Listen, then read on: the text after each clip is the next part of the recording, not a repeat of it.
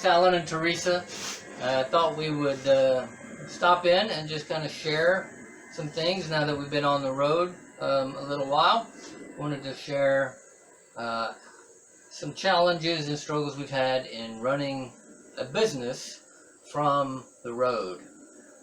And in case you don't know, we have two businesses that we run. We travel perpetually in our camper van, and we run two businesses. I'm a freelance writer. I write online content.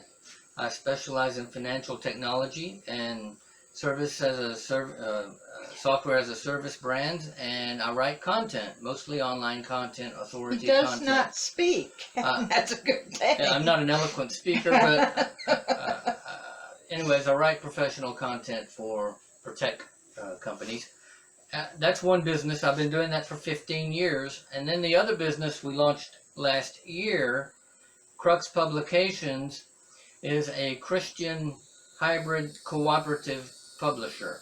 And what that means is we specialize in Christian literature or Christian authors who want to publish a book but don't necessarily want to do all of it themselves. And so we partner with them to help them deliver the book production assets in a professional way and help them get published. And so those are our two businesses, and we run them from the road. And so before we started on this journey, we anticipated certain challenges, and so we've been thinking about what the solution would be to those if we encountered them. And so I kind of like, we just want to talk about that a little bit, how we solved a couple of our challenges.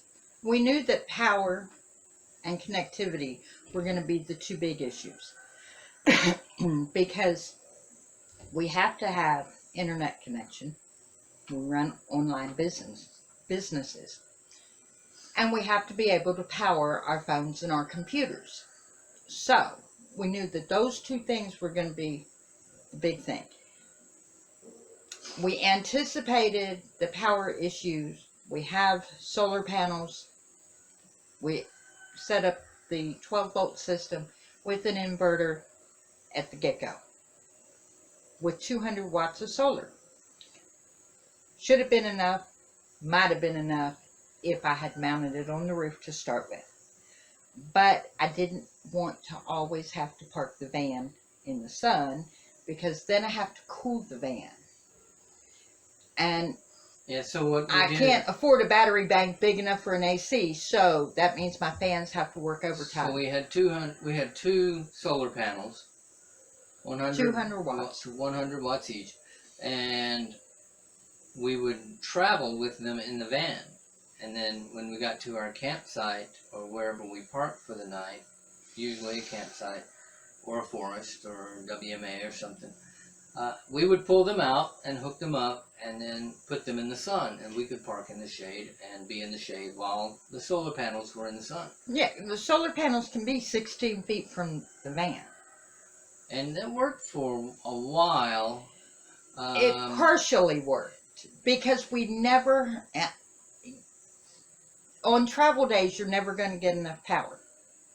Yeah. Because you need those 200 watts to be in the sun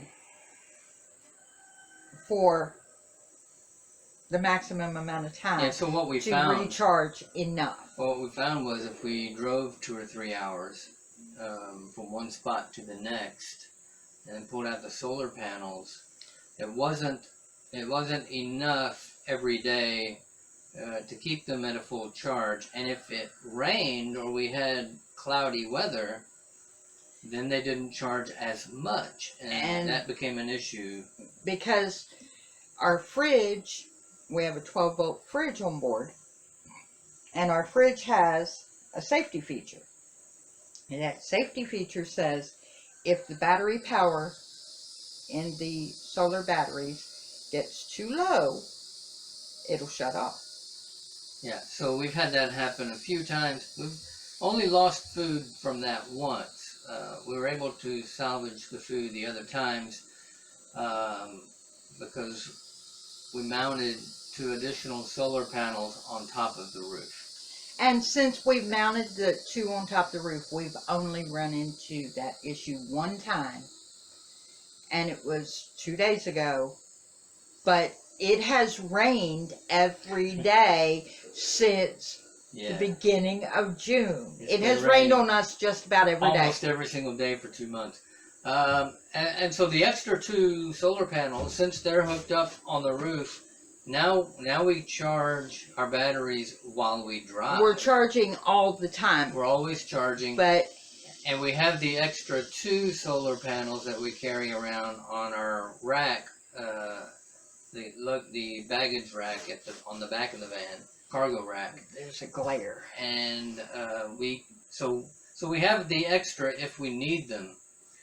We don't need them all the time, but some days, some weeks, if it rains multiple days or it's cloudy multiple days in a row, or we're parked in a bad spot, then they come in very handy. And so we're in a place in Georgia now where it's very nice organic beautiful farm. But the area they have for the campers, it's all surrounded by trees. It's beautiful. But the sun, we only get enough sunlight really here from about 10 in the morning to 1 in the afternoon for half a day. And that's just not enough sunlight to keep them charged. But the owner of the land is a former traveler, and he understands solar power. So he told us at the very beginning that if we wanted to pull the van out into the field to get maximum sun, we could do that.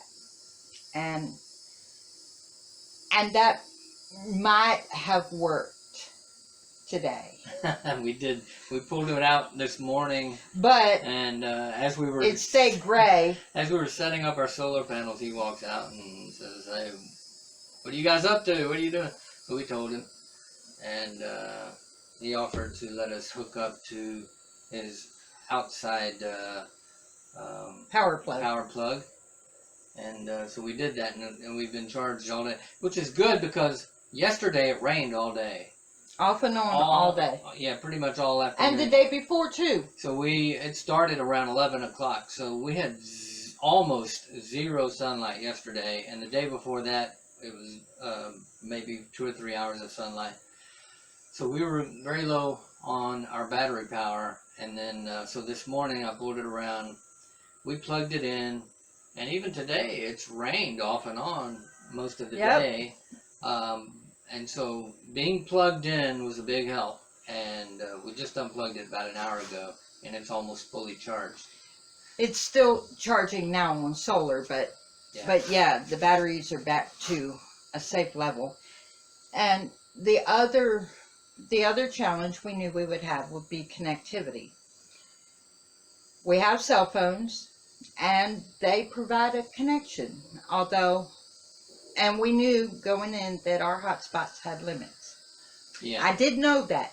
I did not expect to exceed the hotspot on both of our phones. 2 issues with the phones is, well, number one, the cell service. No cell service has 100% connectivity everywhere you go. No.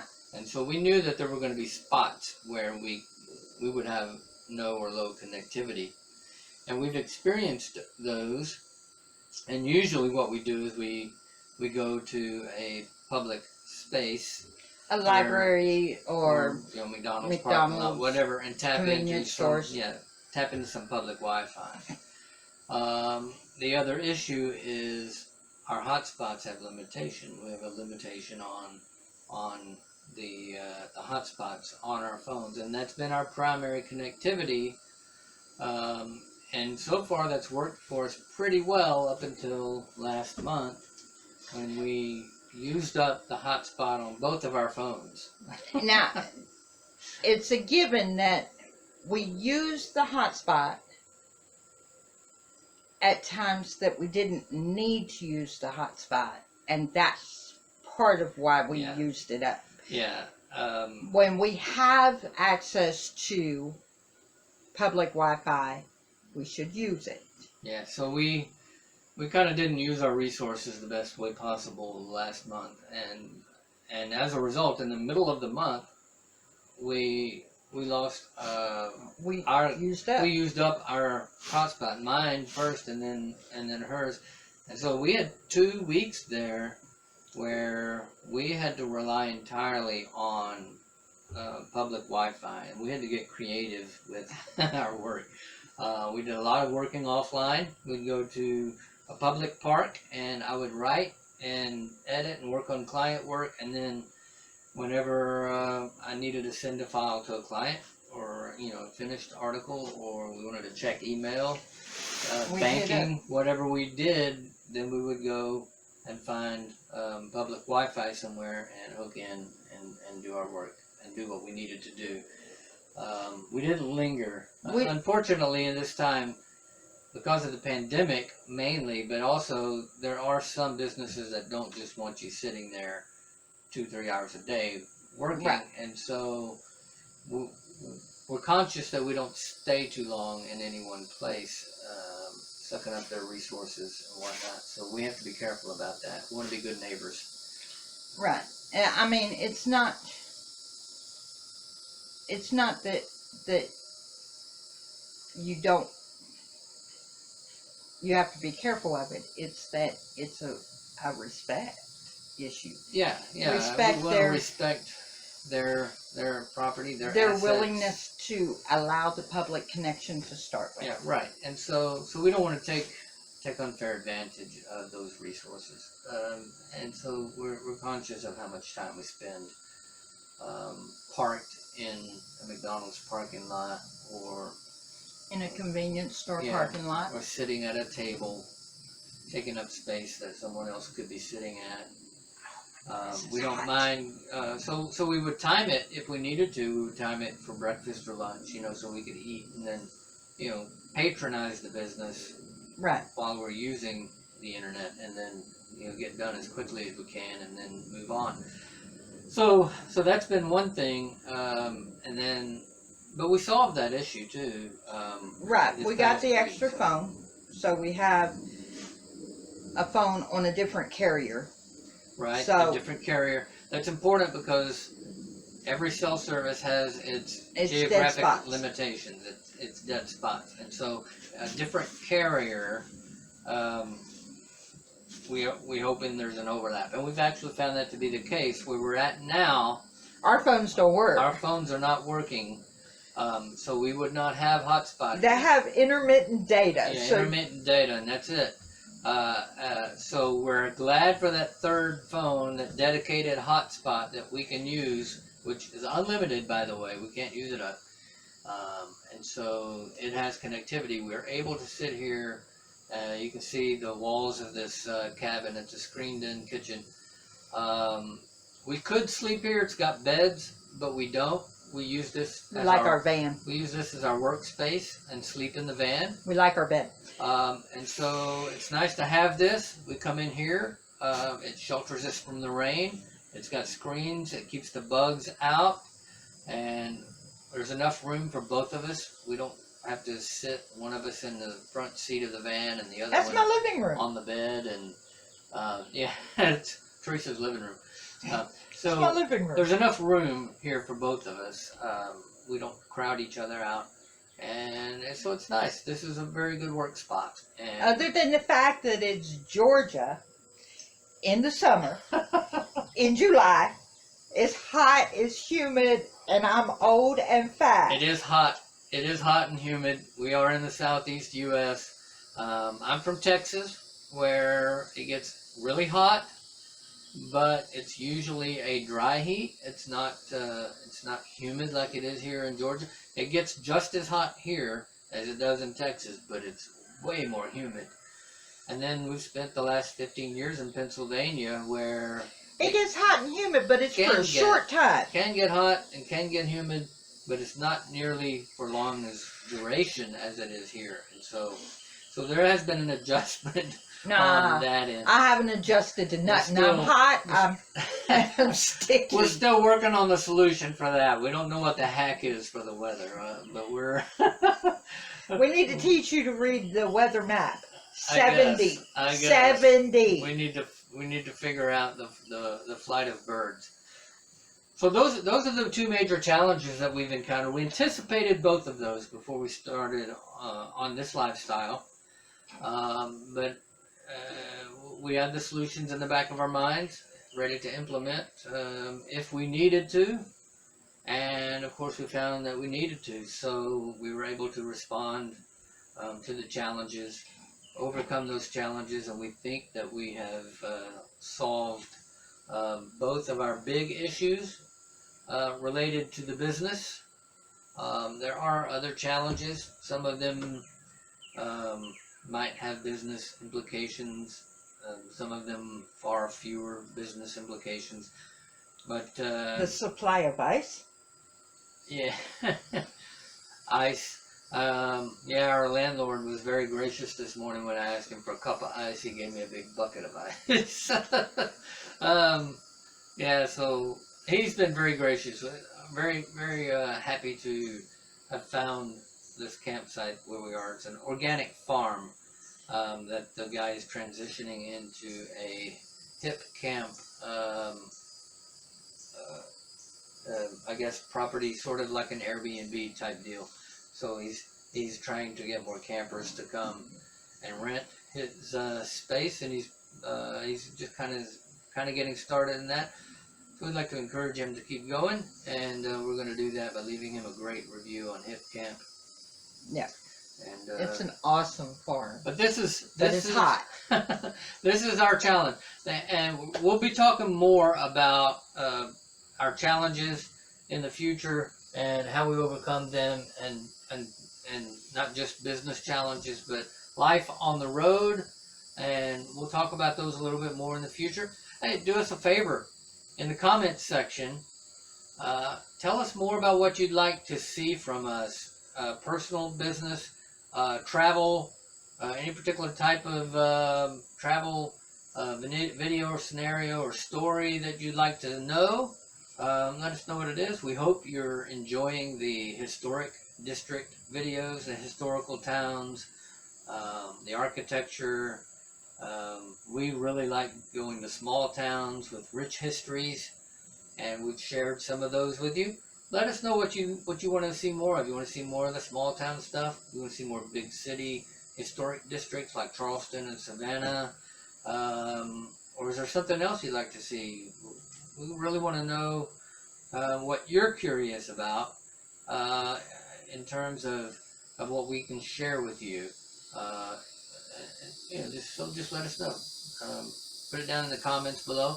And If there's a small town or a large city that you'd like us to go check out, put it in the comments. yeah, let us know. Maybe we'll go there. Yeah, if you have a small town you live in, you want us to come and check it out, put it down in the comments. And Our grandchildren need not apply, though. They don't get to tell us where we're we'll going. make our way back to see you guys here real soon. So don't fret that. But yeah, leave us a comment, like the video, share it with your friends, and Subscribe. hey, yeah, click the subscribe button if you like what we're doing. Subscribe. And let us know in the comments how we're doing, what you'd like to see more of, and we're looking forward to sharing more with you in the future. God bless.